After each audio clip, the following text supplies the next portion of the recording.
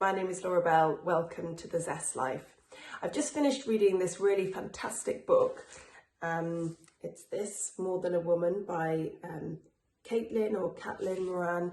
It's a fabulous book. I read her first one, How to Be a Woman, and this came out recently. So I've just finished it, and she's got a really lovely section where she talks about how she got into yoga. And I just thought I'd read it to you. It's a couple of pages, so sit back, get comfy, and enjoy what she has to say about her yoga journey, which I'm sure you can resonate with. I certainly did. I was finally, in the end, after years of resistance, tricked into yoga. She stretched me to the left and to the right. She made me curl up in a ball, holding my knees, rock on my back like a bug.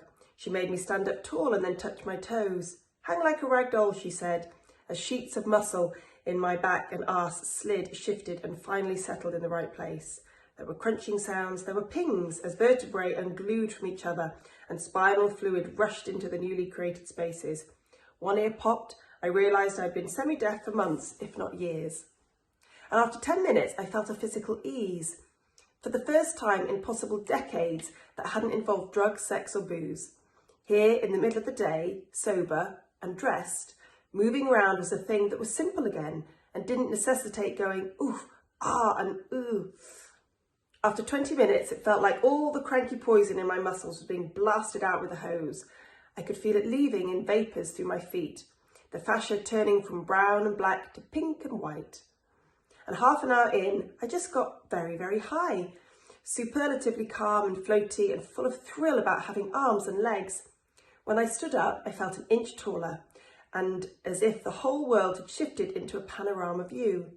My eyes felt like they were the size of my whole head, and I felt like I could do anything, everything, and more importantly, I wanted to. My body felt gleeful, like it wanted to just arse about and be silly, being joyous. Scientifically, I would say my status was that of a giddy goat. I tried to remember when I last felt this way. I concluded it was probably when I was about 5. And this was when I realised what people mean when they say, you need to do some yoga. What they really mean is you need to move around like a child again. For becoming an adult means moving like an adult. It means you stop impulsively running into a room and hurling yourself upside down on the sofa. It means you stop doing cartwheels and headstands or sitting with your legs wide open on the floor like a mad toddler ballerina. It means not swinging your arms around or reaching up to the sky or standing with your legs stretched wide like Rick Mayall in Blackadder. It means not fidgeting, which means not moving at all, not sighing or shouting or grunting when you feel unhappy, but simply holding your breath and counting to 10 and burying those emotions deep in your belly, your arse and your thighs. It means sitting hunched for hours over a laptop, over a sleeping baby, and not moving a muscle. This is what you are told to do over and over and over by teachers, parents, carers, lecturers. Stop messing about, sit up straight, stop grunting, stop sighing, don't loll.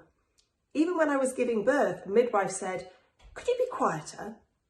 As I moved mid-contraction. There is no point in adulthood, it seems, where it is acceptable to be loud.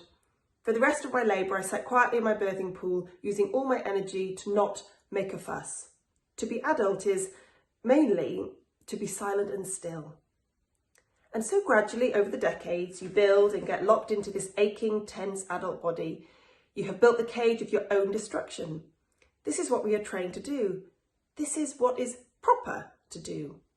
And we do it. And then at some point, when we are finally rigid with anxiety and repressed energy and emotion, we have to put on some leggings and find an empty bit of carpet and start the slow process of undoing all those knots and bolts and letting out all those sighs that we have sat in our chest since 1997. So the first time you do yoga and you aren't doing yoga, but just relearning what your body knew when you were a child instead. After my first lesson, looking at the whole world through my new huge eyes, I watched children playing and saw how often they naturally went into yoga poses, hands and feet on the floor in a triangle, staring at the world in downward dog, pushing their bellies up to the sky in bridge and plough. I saw how they had not yet learned all the awful mannerly tricks of adult physicality. And when I finally got down on the carpet in my own front room and basically copied their moves, I saw how this makes time go backwards, how yoga screws with the clocks. Because previously, I feared getting older.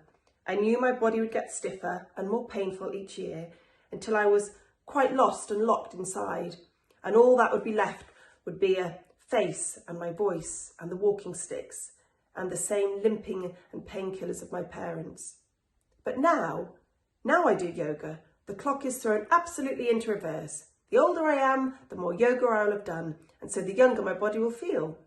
I'm losing hours, weeks, years every time I get on the mat and let my sockets open and my bones melt and my breath make a pleasing sound as I go upside down.